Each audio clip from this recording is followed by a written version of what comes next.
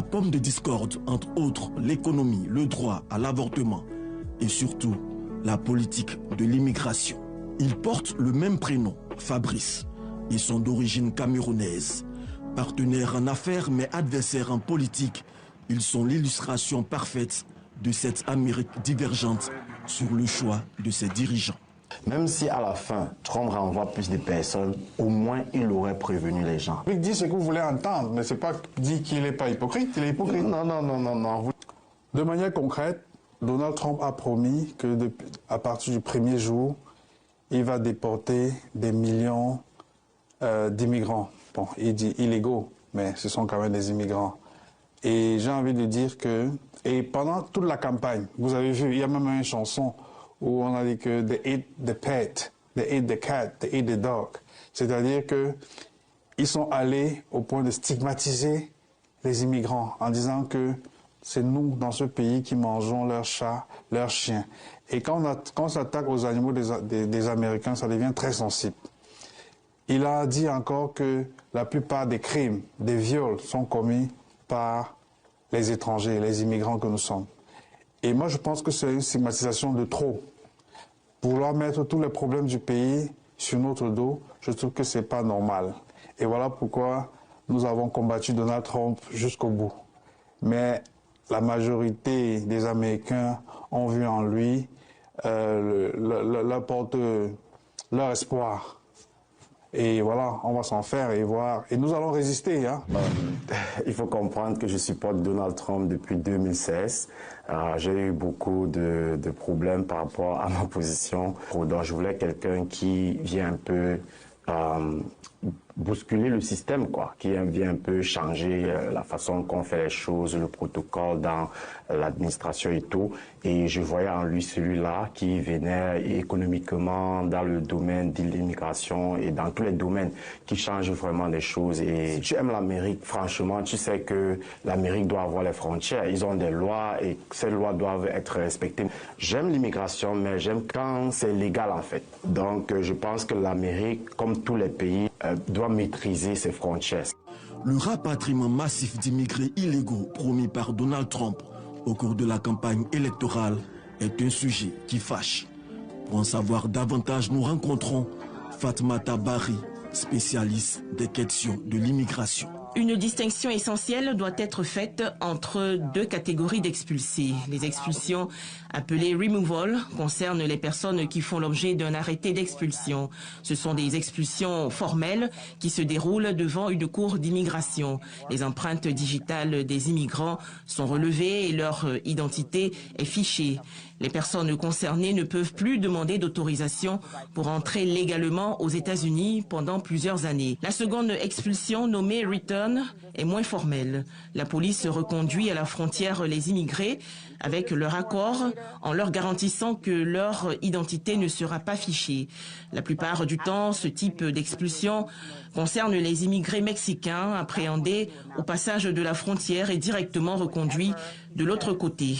Leur nom n'étant pas inscrit dans la base de données, ils peuvent, s'ils le désirent, retenter leur chance d'entrer sur le territoire américain. Eden Kosivinayu est consultant politique. Il réside aux États-Unis depuis 30 ans. Anti-Trump dans un passé récent, son regard sur le président élu a changé de trajectoire. Donald Trump, en 2016, moi-même je ne l'ai pas compris. Je n'ai pas voté pour Donald Trump. Mais c'est vers 2017-2018, quand je l'étudiais, que j'ai compris vraiment qu'il parle à la psychologie des gens. Il ne parle pas pour vous rendre content. Maintenant, depuis sa victoire et avec ses rhétoriques, nous avons remarqué que ceux qui traversent la frontière, c'est diminué jusqu'à moins un quart. Parce que les gens ont peur de sa manière de parler et tout ça là. Les immigrés africains sont-ils dans le viseur de Donald Trump?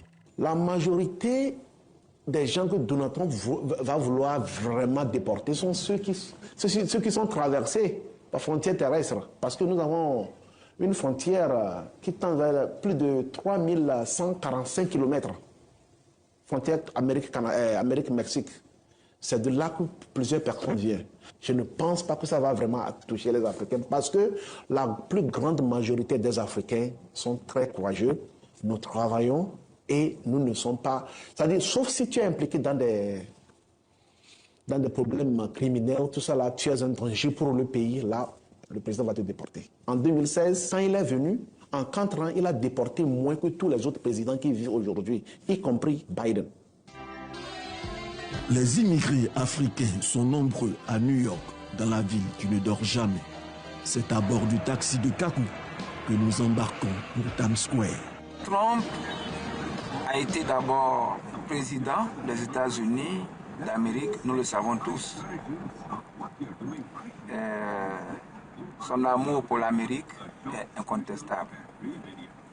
Quand il a été président, Dieu merci, le ciel ne nous est pas tombé dessus.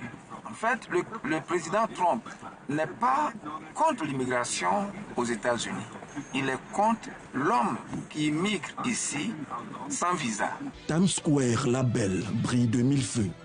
Endroit prisé par les touristes, la photographie est un métier juteux dans ce célèbre quartier, car nombreux sont ceux qui veulent immortaliser ces instants.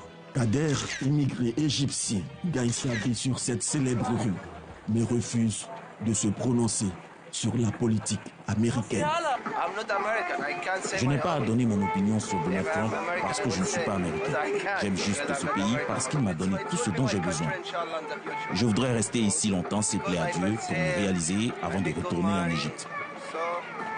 Lundi 20 janvier, jour d'investiture, retour à Washington. Pendant que Donald Trump prête serment dans l'enceinte du Capitole, ses sympathisants regroupés dans plusieurs endroits de la capitale savourent cet instant attendu depuis 4 ans. Dans la foulée, Trump signe une quarantaine de décrets dont plus de la moitié vise à lutter contre l'immigration illégale. Celui ordonnant de revenir sur le droit du sol a quant à lui déjà été suspendu par un magistrat fédéral jugeant qu'il s'agit d'un ordre manifestement inconstitutionnel, comme pour dire que les décrets signés par Trump ne passeront pas comme une lettre à la poste. Un décret exécutif n'est pas suffisant pour pouvoir modifier une constitution. Vous comprenez? Donc pour modifier une constitution, il faut passer à travers le Sénat, le 2/3 du Sénat, et en plus du Sénat, il faudra aussi passer par les États. Et pour les États, il faudra aussi les trois quarts en fait. Voilà, donc c'est sûr qu'il fera face en fait d'une confrontation judiciaire quand même assez longue et intense également. Après son investiture, Donald Trump met à exécution sa promesse de campagne. Les premières vagues de migrants clandestins ont atterri au Guatemala et au Mexique. Des expulsions qui ne font pas l'unanimité au sein même de ses partisans. Tout ça, c'est inhumain. L'idéal, c'est qu'ils arrivent aux États-Unis légalement pour qu'ils aient tous les droits inhérents à leur statut. Trouver de l'emploi, accéder à des soins médicaux, se soigner, tout ça de manière légale. Cela les met sur une voie prometteuse pour construire un avenir solide, mais pour l'instant, ils arrivent illégalement. Malheureusement, ils sont traités comme des illégaux, ils sont exploités, sous-payés. Tout ça, c'est inhumain. Donald Trump parviendra-t-il à éteindre la flamme de la liberté qui brillait jusque-là sur les têtes de 11 millions d'immigrés illégaux présents sur le sol américain?